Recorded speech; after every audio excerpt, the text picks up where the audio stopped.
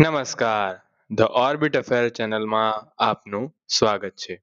આજે 9 જાન્યુઆરીના important days, current affair અને ઇંગ્લિશ શોર્ટ્સ ડિસ્કસ કરીશું. પ્રવાસી ભારતીય દિવસ ક્યારે ઉજવાય છે? તમામને ખબર છે, 9 જાન્યુઆરીના રોજ ઉજવવામાં આવે છે. કારણ શું હતું?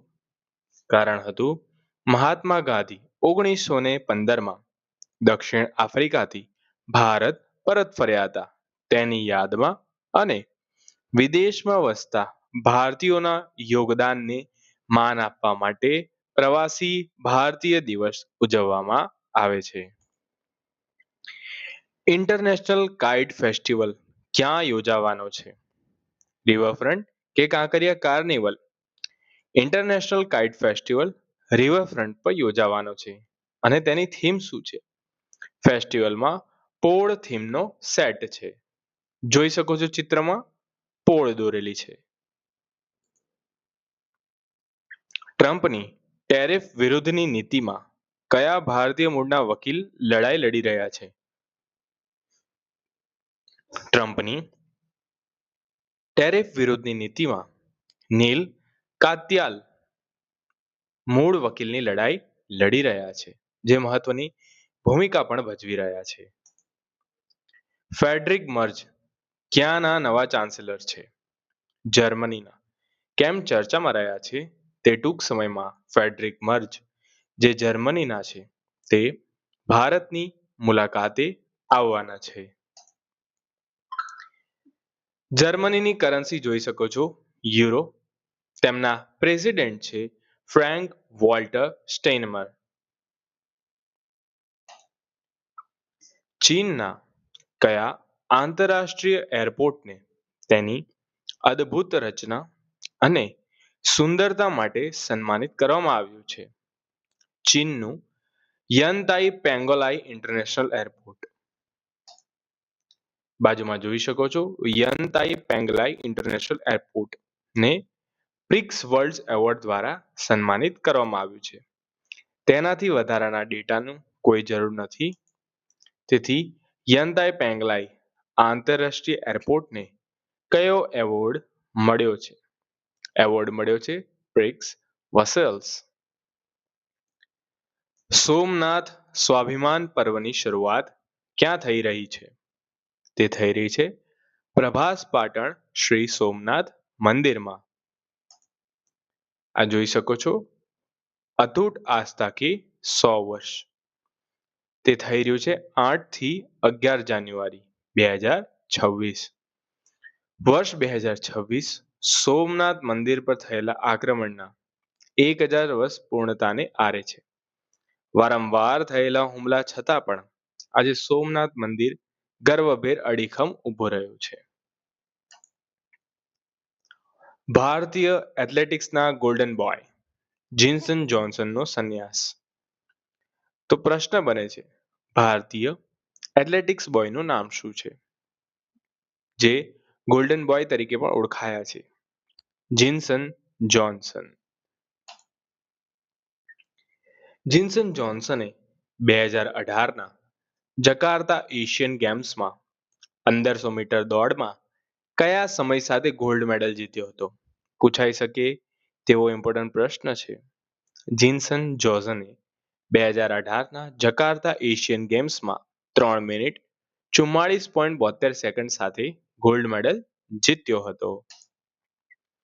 ચૂંટણી પંચે એસઆઈઆર સંબંધિત બાબતો માટે કોને સમન્સ મોકલ્યું છે? અમર્ત્ય સેનને. આ નામ તમે પહેલા જરૂર સાંભળ્યું હશે જો તમે સરકારી પરીક્ષાની તૈયારી કરી રહ્યા છો. અમર્ત્ય સેનને આર્થિક વિજ્ઞાન ક્ષેત્રમાં નોબેલ પુરસ્કાર મળી ગયું છે. હાલ તેમની ઉંમર 92 વર્ષ છે. હાલમાં ઇન્ડિયન ઓલિમ્પિક એસોસિએશનની બેઠક યોજાવાની છે. ક્યાં યોજાવાની છે? જે અમદાવાદમાં યોજાવાની છે, રાજપથ ક્લબ ખાતે. આજના પેપરમાં એક અગત્યનો ટર્મ છે ગોલ્ડીલોક્સ અર્થતંત્ર. ઇકોનોમીના 1-2 પ્રશ્નો સરકારી પરીક્ષામાં આવતા હોય છે, તો ગોલ્ડીલોક્સ અર્થતંત્ર એટલે શું? ગોલ્ડીલોક્સ અર્થતંત્ર એ એવી અર્થવ્યવસ્થા છે જે ન તો બહુ ઝડપી વિકસે ન તો બહુ ધીમી ગતિએ વધે.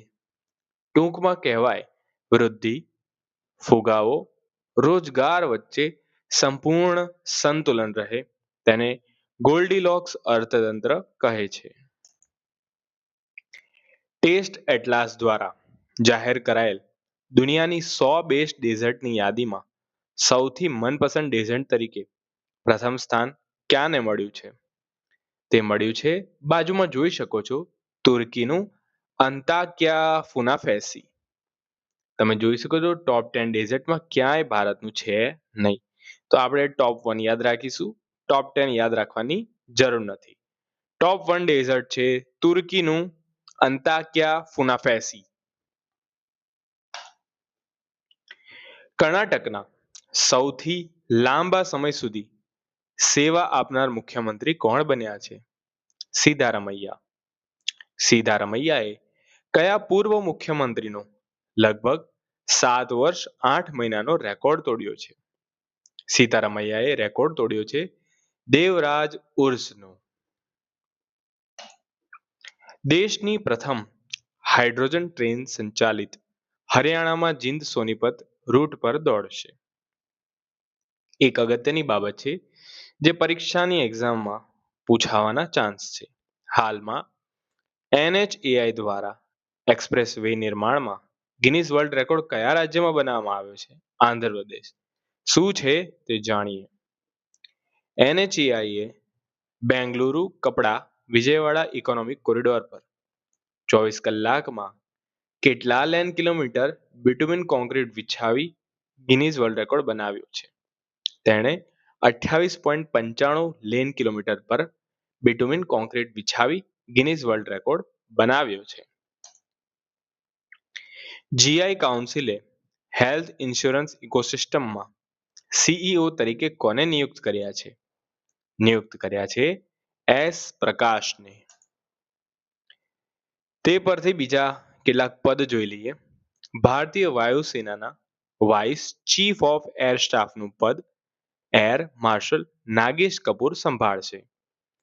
હ્યુન્ડાઈ મોટર ઇન્ડિયાએ તરણ ગર્ગને MD અને CEO બનાવ્યા. RK અગ્રવાલને FCI નો મુખ્ય બનાવાયો.